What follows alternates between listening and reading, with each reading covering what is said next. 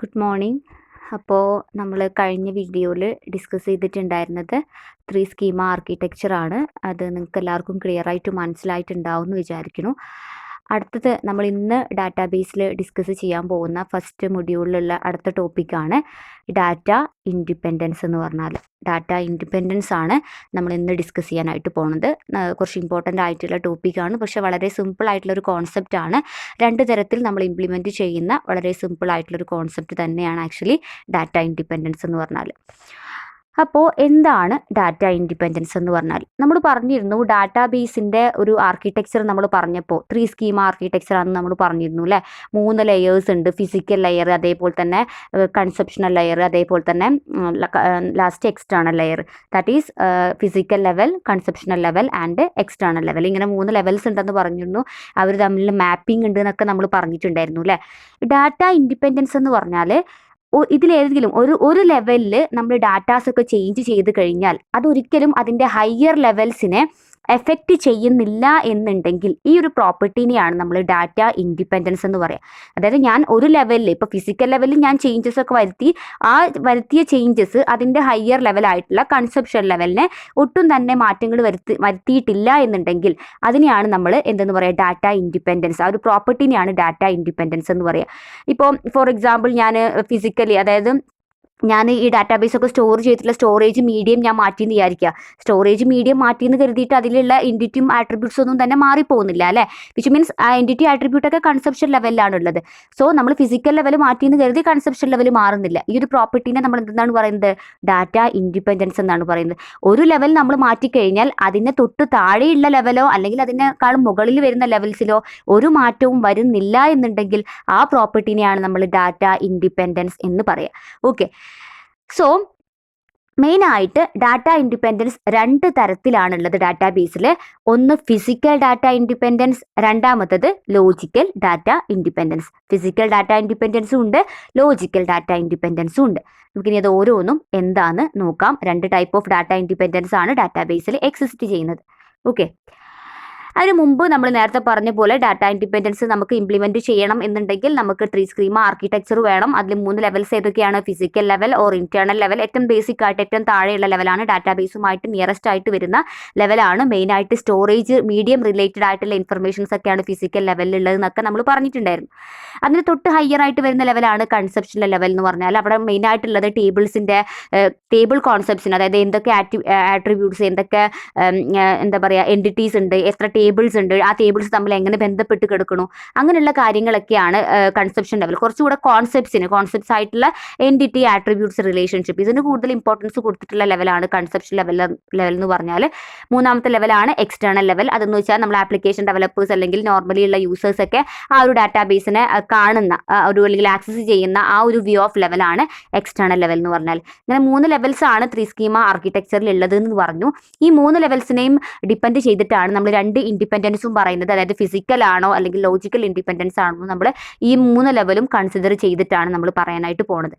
Okay, then ഇതാണ് നമ്മൾ പഠിച്ച ഡയഗ്രാം അല്ലേ. ഏറ്റവും താഴെയുള്ള നമ്മുടെ ഡാറ്റാബേസ്, ദെൻ തൊട്ട് മുകളിലുള്ളത് ഫിസിക്കൽ ലെവലാണ്.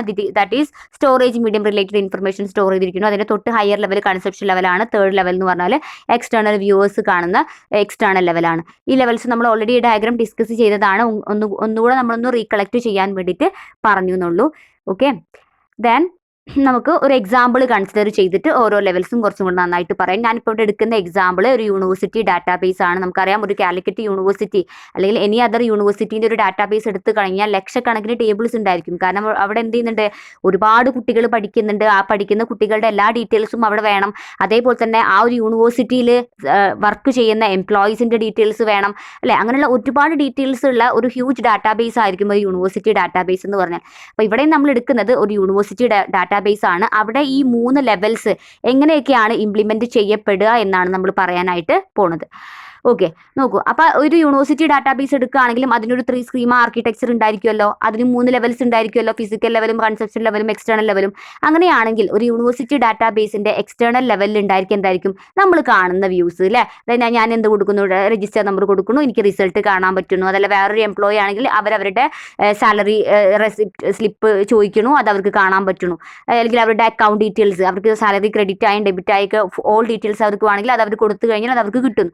നമ്മൾ എക്സ്റ്റേണൽ വ്യൂവേഴ്സ്, അത് പല ടൈപ്പ് ഓഫ് വ്യൂവേഴ്സ് ആയിരിക്കും അവർ നോക്കുന്ന ആ ഒരു വ്യൂ ആണ് എക്സ്റ്റേണൽ സ്കീമ എന്ന് പറയുന്നത്. രണ്ടാമത്തത് കൺസെപ്ഷൻ ലെവലാണ്, കുറച്ചും കൂടെ ഇൻഡെപ്ത് ആയിട്ട്. വിച്ച് മീൻസ് നമ്മളിപ്പോൾ ഒരു സ്റ്റുഡൻറ്റിൻ്റെതാണെങ്കിൽ ആ സ്റ്റുഡൻറ്റിനെ റിലേറ്റ് ചെയ്ത് എത്ര ടേബിൾസ് ഉണ്ടായിരിക്കും, സ്റ്റുഡൻറ്റിൻ്റെ ബേസിക് ഇൻഫർമേഷൻസ് ഒക്കെ സ്റ്റോർ ചെയ്തിട്ടുള്ള ഒരു ടേബിൾ ഉണ്ടായിരിക്കും, അവരുടെ മാർക്ക് ഡീറ്റെയിൽസ് സ്റ്റോർ ചെയ്തിട്ടുള്ള ഒരു ടേബിൾ ഉണ്ടായിരിക്കും, അവരുടെ കോഴ്സ് ഡീറ്റെയിൽസ് സ്റ്റോർ ചെയ്തിട്ടുള്ള വേറൊരു ടേബിൾ ഉണ്ടായിരിക്കും അല്ലേ. അങ്ങനെ ഒരുപാട് ടേബിൾസിൻ്റെ ഒരു കളക്ഷൻ ആയിരിക്കും കൺസെപ്ഷണൽ സ്കീമയിൽ ഉണ്ടായിരിക്കുക. അപ്പോൾ സ്റ്റുഡൻറ്റ് എന്ന് പറഞ്ഞ ടേബിളാണെങ്കിൽ ആ കുട്ടിയുടെ ID, അതായത് register number, name, address, contact details അതൊക്കെ ആയിരിക്കും ഉണ്ടായിരിക്കുക. കോഴ്സ് ആണെങ്കിൽ ആ കുട്ടി പഠിക്കുന്ന കോഴ്സ്, കോളേജ് ഏതാണ്, ഏത് സെമസ്റ്റർ ആണ്, ആ ഡീറ്റെയിൽസ് ഒക്കെ ഉണ്ടായിരിക്കും. മാർക്ക് ആണെങ്കിൽ ആ കുട്ടി ഇപ്പോൾ ഇത്രയും സ്കോർ ചെയ്ത CGPA എത്രയാണ്, ആ ഡീറ്റെയിൽസ് ആയിരിക്കും ഉണ്ടായിരിക്കുക. അപ്പം കുറച്ചും കൂടെ ഇൻഡെപ്ത് ആയിട്ടുള്ള ലെവലാണ് കൺസെപ്ഷണൽ ലെവൽ എന്ന് പറഞ്ഞാൽ. ലാസ്റ്റ് വൺ ഫിസിക്കൽ ലെവലാണ്. ഈ കുട്ടിയുടെ ഡാറ്റാസ് ഒക്കെ ഉള്ള ഈ ഒരു കറസ്പോണ്ടിങ് ആയിട്ടുള്ള ആ ഒരു ടേബിൾ ഏത്, ആ ഒരു ഡാറ്റാബേസ്, ആ ടേബിൾസിനൊക്കെ ഉൾക്കൊണ്ടിട്ടുള്ള ഡാറ്റാബേസ് ഏത് മീഡിയത്തിലാണ്, പ്രൈമറി മെമ്മറിയിലാണോ സെക്കൻഡറി മെമ്മറിയിലാണോ, അത് തന്നെ ഫയൽസ് ആയിട്ടാണോ സ്റ്റോർ ചെയ്തിട്ടുള്ളത്, അല്ലെങ്കിൽ ഓർഡേർഡ് ഫയൽസ് ആയിട്ടാണോ, അല്ലെങ്കിൽ ഇൻഡെക്സ്ഡ് ഫയൽസ് ആയിട്ടാണോ, അങ്ങനെയുള്ള കുറച്ചും കൂടെ സ്റ്റോറേജ് റിലേറ്റഡ് ഡീറ്റെയിൽസ് ആയിരിക്കും ഫിസിക്കൽ ലെവലിൽ ഉണ്ടായിരിക്കുക. അപ്പോൾ നമ്മൾ യൂണിവേഴ്സിറ്റി ഡാറ്റാബേസ് എടുക്കുകയാണെങ്കിൽ ഈ ആ ഒരു ഓൾ ഇൻഫർമേഷൻ ഇങ്ങനെ 3 സെക്ഷൻസ് ആക്കിയിട്ടാണ് അവർ ഡിസ്ട്രിബ്യൂട്ട് ചെയ്തിട്ട് ഉണ്ടായിരിക്കുക. ഓക്കെ, ഇനി നമുക്ക് എന്താണ് ഫിസിക്കൽ ഡാറ്റ ഇൻഡിപെൻഡൻസ് എന്ന് പറയാം. എന്തായിരിക്കും ഫിസിക്കൽ ഡാറ്റ ഇൻഡിപെൻഡൻസ് എന്ന് പറഞ്ഞാൽ, ഫിസിക്കൽ ലെവലിൽ എന്തെങ്കിലുമൊക്കെ ചേഞ്ചസ് വരുത്തി കഴിഞ്ഞാൽ അത് അതിന് ഹയർ ലെവലായിട്ടുള്ള കൺസെപ്ഷൻ ലെവലിൽ ഒരു ചേഞ്ചസും വരുത്തുന്നില്ല എന്നുണ്ടെങ്കിൽ ആ പ്രോപ്പർട്ടീനെയാണ് നമ്മൾ ഫിസിക്കൽ ഡാറ്റ ഇൻഡിപെൻഡൻസ് എന്ന് പറയുക. Which means physical level, internal ലെവലിൽ ഞാൻ എന്തെങ്കിലും ചേഞ്ചസ് വരുത്തി എന്ന് വിചാരിക്കുക, അത് പക്ഷേ എന്തിനെ എഫക്റ്റ് ചെയ്യുന്നില്ല, അതിൻ്റെ ഹയർ ലെവലായിട്ടുള്ള കൺസെപ്ഷൻ ലെവൽസിൽ ഒരു ചേഞ്ചസും വരുത്തുന്നില്ല എന്നുണ്ടെങ്കിൽ ആ പ്രോപ്പർട്ടീനെ നമ്മൾ ഫിസിക്കൽ ഡാറ്റ ഇൻഡിപെൻഡൻസ് എന്ന് പറയും.